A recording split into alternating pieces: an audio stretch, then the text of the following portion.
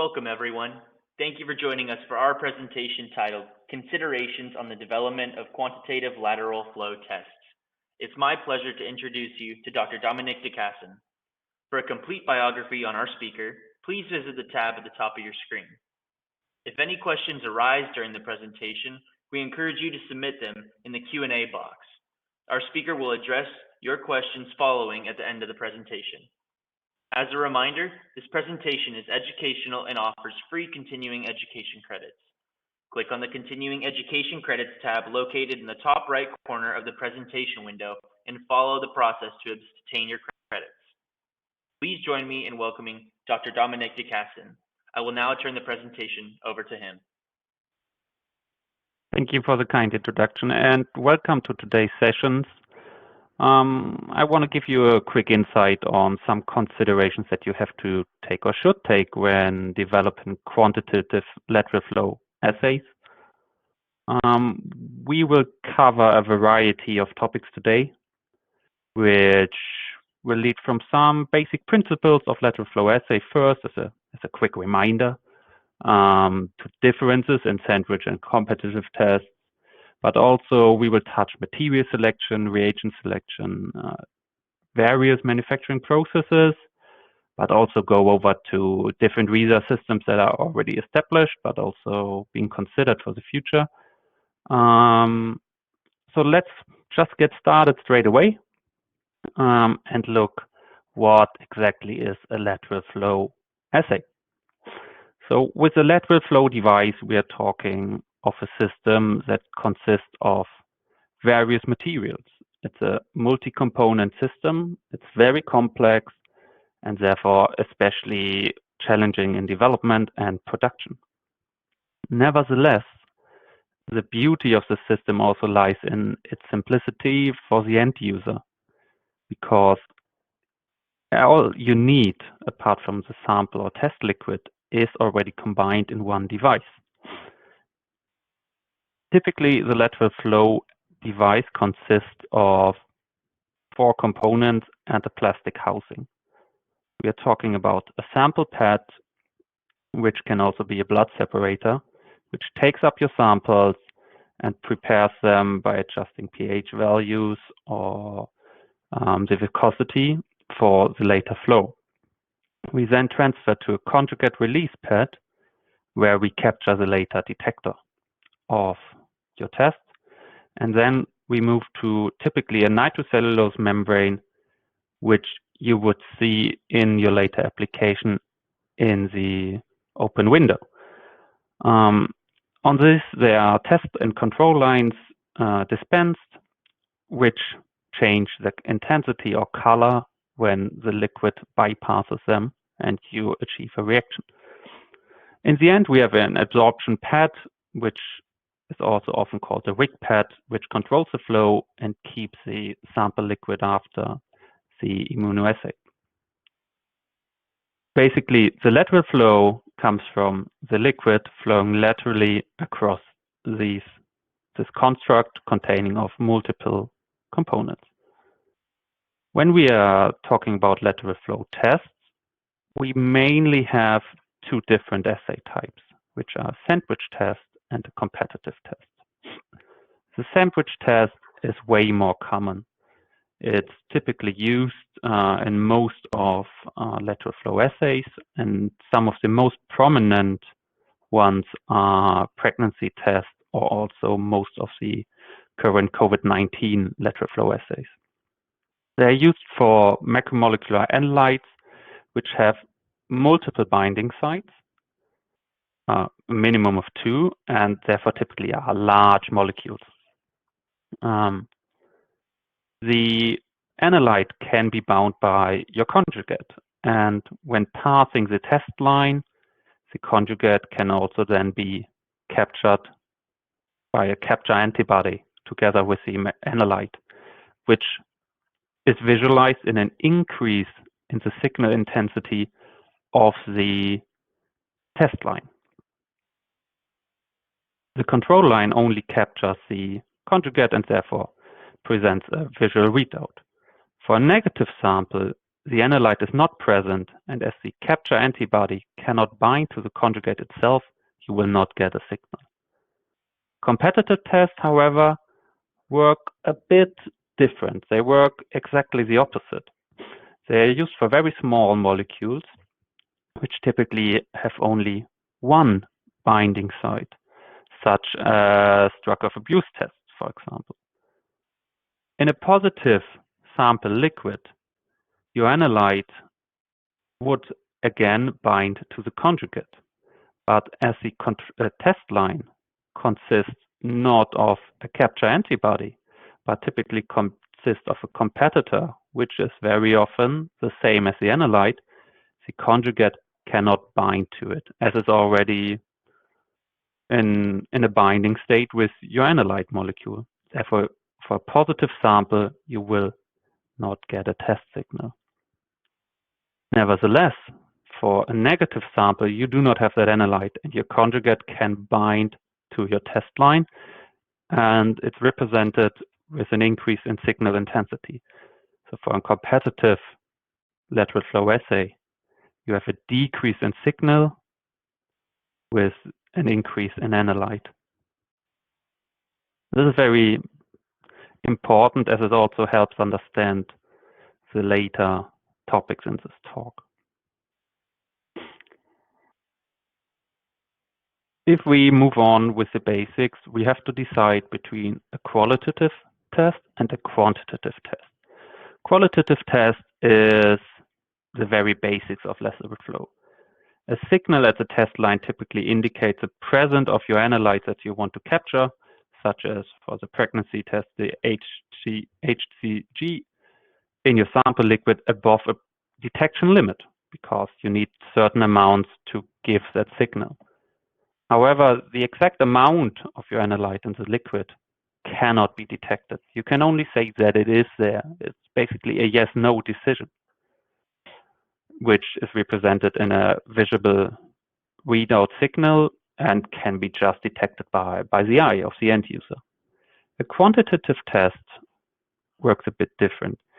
In this case, the signal at the test line does not only indicate the presence of your analyte above the detection limit, but it also determines how much of the analyte is there.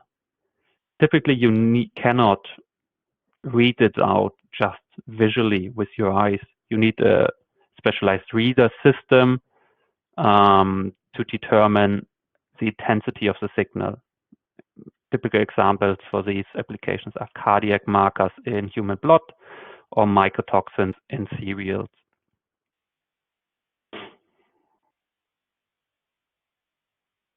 We also already talked about that you have a certain limit of detection, but what does that mean? A limit of detection, or also LOD, is the lowest amount of an analyte in your sample that can be detected but not quantified.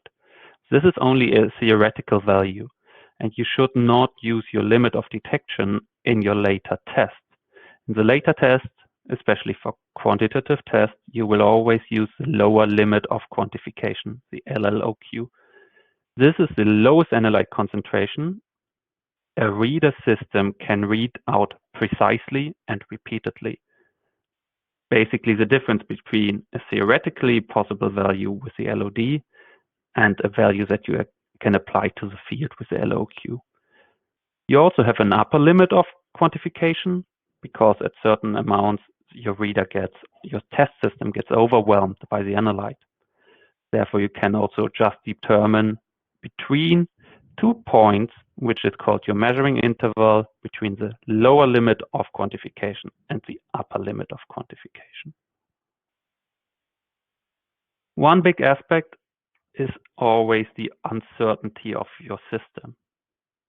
It's basically the fact that even if you measure a specific analyte with the same known concentration, that you can have some standard variation around the mean value. And the ultimate goal needs to be always to eliminate that uncertainty to levels that are as low as possible. The lower your uncertainty in the test system, the better.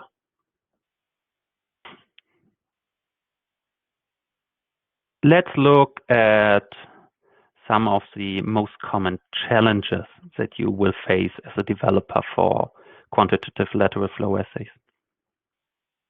You have to take care of multiple components and variables. The first one is, even before just looking at combining it to a lateral flow assay, is looking at your sample variability. What do you want to measure and how can it change? You should really know your analyte in detail and also your potential sample liquids. For example, human urine has very different behavior in its pH value. In the morning, it can be very acidic with a pH of around 5.5, but in the evening, it can be alkaline, up to pH of 8. This can be within one patient, and if you change between different patients, the difference is probably even higher. The same applies to saliva, where you have different viscosities, whatever the patient did eat before or what he did drink. As an S-test, you need to decide, is your analyte accessible to a sandwich assay? So does it have multiple binding sites, or do you need to move to a competitive assay, which is typically a bit more tricky to control, as you really need to control the conjugate release here. Always a critical choice is what materials do you use in your lateral flow assay for sample pads, wig pads, conjugate pads, but also for the membrane, especially for the membrane. You have to consider what the influence of these is on your test. Do you use a slow membrane where you have a high time for your analyte at the test and control line, or do you use a fast membrane? Do you need thick or thin wicking pads to speed up the flow and store liquid? Do you need to separate blood at the start of the test? A very complex topic which we could talk hours about. The next thing you need to take a look at is your reagents. What are you using? Are you working with antibodies? Are they polyclonal or monoclonal? Are you using affimass, aptamas, heptines? For all of these, they all have different properties. However, some criteria always apply to them. They need to be clean, they need to be reproducible, and they need to have the right binding kinetics. If you now have your test system settled down from the materials, reagents, and analyte set, you should look at manufacturing, which we will do later on as well. What are the most critical processes for your manufacturing? Because these can affect the outcome of the lateral flow test. And in the end, we will take a look at various reader systems today as well. What can you do with the readers? What are pros and cons of various readers? We'll cover that later. Story short of all these tasks for you as a developer is that your ultimate goal is to minimize the uncertainty of your measurement as far as possible. Because the lower your uncertainty is, the more precise your quantitation can be. If we look at the difference for a readout between sandwich and competitive tests, we see certain differences.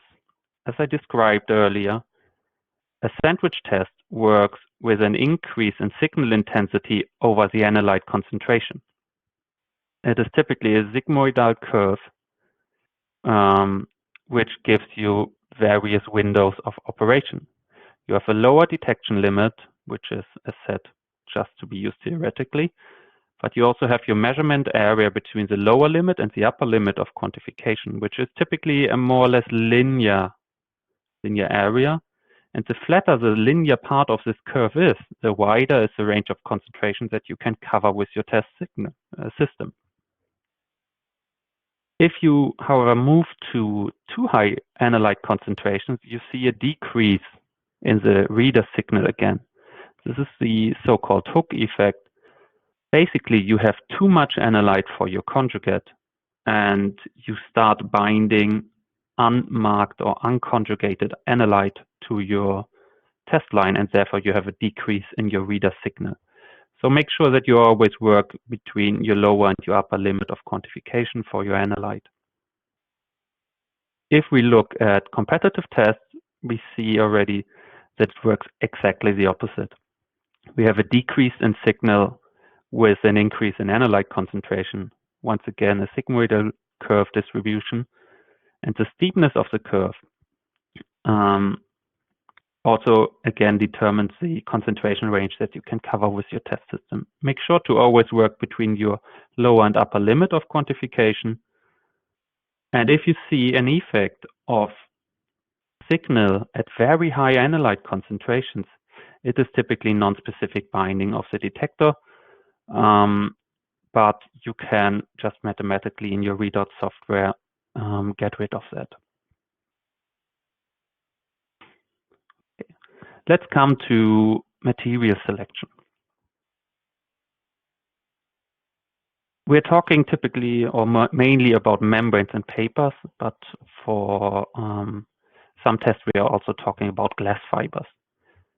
All of these materials are typically squamous random structures, especially the membranes. They are mainly defined by thickness and capillary flow time, and the capillary flow time represents how fast your test moves through the membrane or also your test system. Papers, such as cellulose papers or also the glass fibers, are mainly used for the wig pad and conjugate as well as sample preparation pad. They are often soaked in buffer. You do this to adjust for pH value, viscosity, salt concentrations, or as mentioned, to purify blood plasma.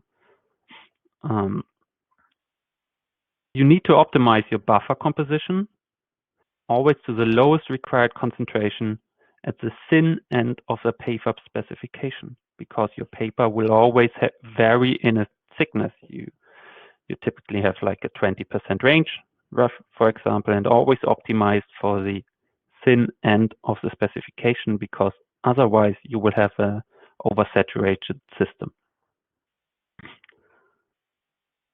When you are modifying or soaking your conjugate pads with a conjugate solution, you should never soak them for a quantitative test. The reason for that is, once again, the thickness variation in your conjugate pads. If you soak a material, you cannot control how much conjugate you deposit on it. You should rather dispense your conjugate pad with high precision equipment to guarantee that always the same amount of conjugate is present, and therefore your test is controlled. For the membranes, you typically need to block them to avoid unspecific binding of analytes or detectors to the membrane matrix. The good and bad thing about nitrocellulose is that it binds proteins, but you only want to bind it at your test and control line. Therefore, you can use various blocking approaches. One of the most common, the block on the fly, is not recommended to be used for quantitative assays. The problem with that is that the block on the fly typically is carried out while running the test itself, but you also get a concentration gradient by running your blocking agent, and this makes the test unreliable. We recommend that you use an additional manufacturing step for blocking the membrane in a controlled manner. Okay, and one thing that you always need to be aware of is that the reaction time of the reagents at the test line is very, very short.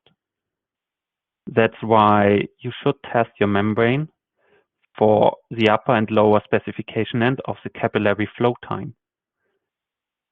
You can do that by asking your material supplier for limiting samples, which are basically at the edge of the specification, but it might happen that you also need to work with a customized membrane. If we look at the membranes a bit more in detail, and especially at the capillary rise time, we see that it has a high effect on your test itself. We typically work, as said, in specification ranges, and ideally, your reagents would be compatible with a full membrane specification. Unfortunately, this is not often the case. If you use, for example, a membrane that is too slow, there's a high chance of false positive signals because your reagent maintains at the test line too long, and you typically get very high background signals. For very fast membranes, you have the opposite. Your reagent is not long enough at the test line to bind to the conjugate to the detector, and therefore you get false negative results. So you really need to balance out the speed of your membrane. In rare cases, you have issues with both specification edges, and that's where the challenge begins, and you need to talk about customization.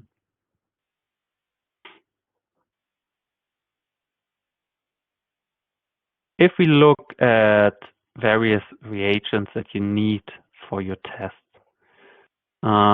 first you have to look at your antibody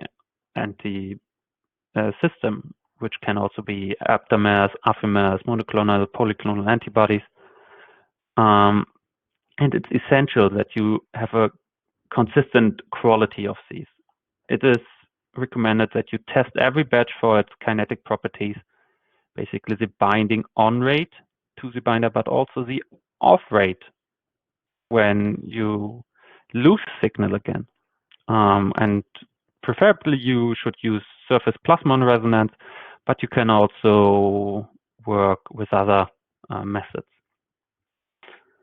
For these reagents, especially if you consider going into manufacturing, scalability and reproducibility are key. In a competitive test, in addition, the control line signal is often used to calculate the reader output. You need to consider generating standard curves for every batch of your proteins, of your antibodies. This is done by including the control line signal into your calculation. You can mitigate batch-to-batch variations.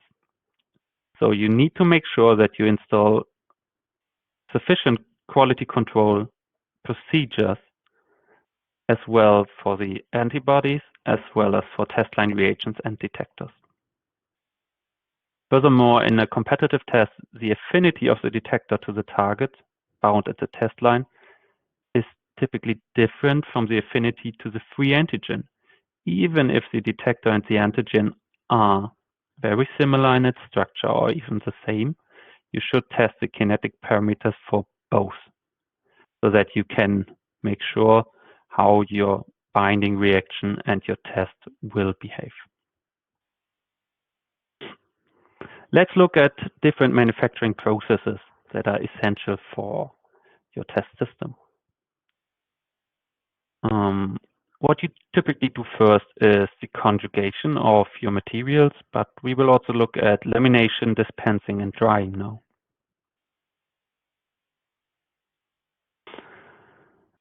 The conjugation of material really depends on the test system that you use. It needs to be absolutely reproducible to minimize the uncertainty of your test, and both the detector conjugate as well as the test line conjugate needs to be developed and established in a way, together with your quality control, that the quantitative number of binding per molecules can be determined. You can do that, for example, by mass spectrometry, but it is key to understand your system, because the lack of reproducibility of your conjugation process will lead to a higher uncertainty and therefore not wrong signal, but not the right result in your test. And what we see in the field is that this is really a major reason for an increase in uncertainty. So make sure that you have your process in control for conjugation. Typically, it also is that you need to be providing standard curves for your readers with every new lot of conjugate to remove variability. If we move further on to lamination, the lamination is bringing all your membranes and the pads, sample pad, wig pad, conjugation pad, to a support card. You basically laminate them on there and make sure that they are in the right position, that the flow can be consistent and your material is produced in a way as designed. However, the challenge in this is the material overlap, as we're talking of only 1 or 2 millimeters of material overlap. It is hard to establish that in manufacturing environment, especially as the materials can vary a bit. They're not 100% the same, as we're talking always about specification ranges. For small test numbers, many companies go for manual lamination processes. However, these are not very reproducible.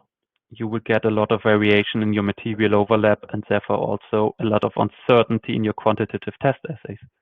Therefore, it is highly recommended to use an automated lamination system with a built-in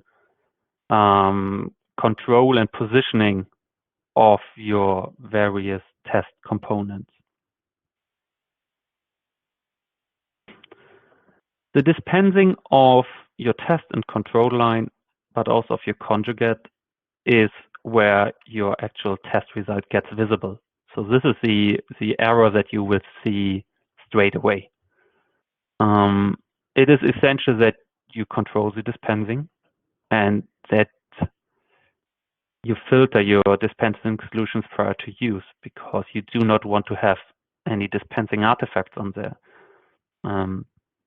Make sure to control your environmental conditions, especially humidity, when dispensing onto your membrane, for example. And always align your dispensing parameters with the thickness variability of the membrane. If you're working in a very thick membrane, you need to probably use more dispensing liquids than you work with a very thin membrane. One thing that is always to mention is take care of your equipment. Change dispensing equipment as early as possible. Do preventive maintenance, because every error that you do here, you will see straight away in the market. The last aspect that we will handle today is the drying process. It looks like a very simple process, but it is very challenging and very tough. You can make a lot of things right, but also a lot of things wrong here. The drying applies to everything in your test system. It is for pads after coating, it is for drying the conjugate, for test and control lines, but also for drying the membrane after blocking. And you should standardize your drying processes. Standardize your temperatures, standardize your times, and standardize your remaining humidity. If possible, use forced air convection and do not dry just at the air. It takes very long to dry at the pure air, but you also get drying artifacts where your sample does not dry homogeneously, which is not good for your competitive assay. Okay, let's also now take a quick look at what readers are out there and available. There's a lot of commercially available equipment on the market with almost all kinds of possible detectors. You can target for an optical readout of your test. You can go for fluorescence readouts, upconverting phosphors, magnetic readouts, electrical readouts. So really a wide variety from well-established brands on the market. However, every lateral flow assay system is to some extent unique. And if you really want to optimize and remove your uncertainty, you should consider talking to your reader supplier to customize your readers. You can customize it for your test system, but this can be that you need to work at different wavelengths, that you need to install a second camera for detection, or even just a better cassette insertion. But you may also have to just run an optimized software where you can apply your batch-specific standard curves, which remove batch-to-batch variation, for example, for the conjugates, as discussed earlier. There are various reader also in development, and one of the most prominent developments these days is the use of mobile phone apps. I think this is a challenge that is not completely solved yet, but it's very promising and would make the access to quantitative lateral flow assays even wider in the market. It's fair to say it's a critical solution at the moment because it works only for visible detectors, such as gold or latex. But the biggest problem in this case is not the lateral flow assay, it's the use of the mobile phone. You have to consider different lighting, different angles, different types of cameras. So there's no standardization in these mobile phone readout apps, which once again increases your uncertainty in the test. So your test needs to be even better than if you work with a customized reader. We will see what future holds, but this is an interesting topic to keep an eye on. Let's come to the end of this talk today.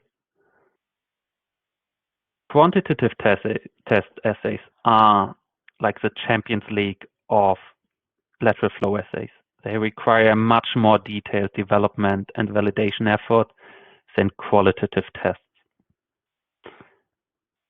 It may make sense to look for customized materials, especially membranes and pads, and to invest in elaborated quality control processes to remove the uncertainty of your test system. We always recommend to develop in collaboration with your material and reagent suppliers. This comes down both to your antibodies, to your conjugates, to your membrane. And always keep in mind, the ultimate goal needs to be to remove the uncertainty of your test system. With that, I want to thank you for your attention, and we are open for questions now. Thank you, Dr. de Cassan, for that outstanding presentation. We will now move into the live Q&A portion of the presentation. As a reminder, please submit your questions via the Q&A box. Okay, and we're getting a lot of questions in already. Dominik, our first question is, what are the advantages and disadvantages of including control line signals in the calculation of analyte concentrations? Okay. As discussed earlier, you can have variation in your conjugate, but you can also have variation in your on-off rate for the binding kinetics of your analyte. By including the control line signal in the calculation of your analyte concentration by the readout, you can mitigate this batch-to-batch variability to some extent. You can feed your detector, your readout system with this information and compensate for these variabilities of the conjugate release due to the sample liquid, due to pad variability, but also due to overlap inconsistencies from test strip to test strip, remove the uncertainty and bring it to a more precise result of your readout. Thank you for that. Our next question, I want to detect a pentapeptide in nasal liquid and conjugated the peptide via the only amino group it contains to BSA as a carrier for immunization and antibody generation. The antibodies generated react very well with the BSA peptide on the test line, but I cannot get any competition with the free peptide in the sample. What can I do? This is a very specific question, but also a very good one.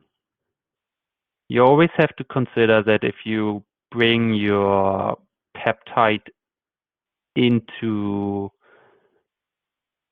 a system, that they can behave very different. I would say that the most likely option for this is that your peptide that you want to detect will be positively charged in the sample liquid, which is typical for nasal liquids. However, in the conjugation process, because you play a lot with the pH values, this charge can be consumed. And the antibody that you basically multiplied is therefore specific for the uncharged molecule. You should try to force the sample liquid to a pH between 9 and 10, and therefore deprotonate the free atom and make it look like the one bound to your test line. This is a very simple but also very accessible approach, as you can achieve this by coating your sample pad, as described earlier, with a different buffer to bring your test liquid to the desired pH value. And yeah, I would be highly interested if you could let us know afterwards if this worked. Thank you for that. We are definitely getting some fantastic questions from the audience, and hopefully they'll be able to follow up there with you. For our third question, I would like to detect very small differences between targets that have identical base structures. Is there a type of detector molecule that you can recommend, and why? This is also once again challenging. It depends on the exact target and its binding sites.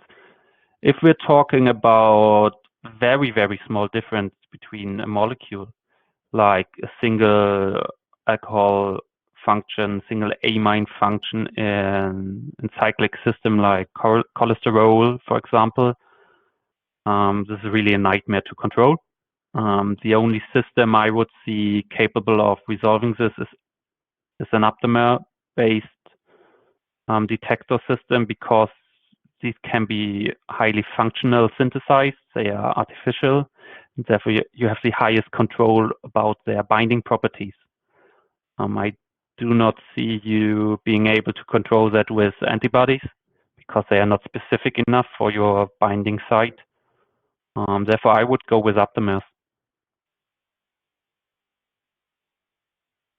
Thank you, Dr. de Cassan, for your wonderful insight. We have time for one more question.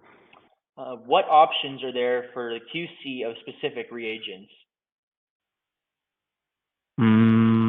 With reagents, I assume that you go for binders and conjugates, and not materials such as membranes or pads. Binders such as antibodies, aptamers, affimers, I would always check for their purity. You can use SDS page, you can use an active system or similar, and you should test them for their on and off rates in the kinetic binding properties, by surface plasmon resonance preferred, if you have that.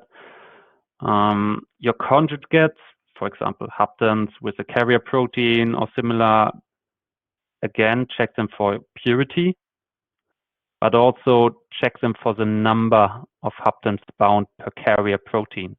You can achieve that by using mass spectrometry. So make sure that especially your purity of the reagent is spot on, and then you're on a good way. Okay, we're out of time for today, unfortunately, but don't worry, any questions that were submitted and not answered today by our speaker will be addressed via email. Thank you again, Dr. de Cassan, and thank you to the audience for your outstanding questions. This presentation will be available for on-demand viewing for 12 months. Please remember to share it with colleagues who might be interested in today's topic. And don't miss out on the other presentations on our agenda.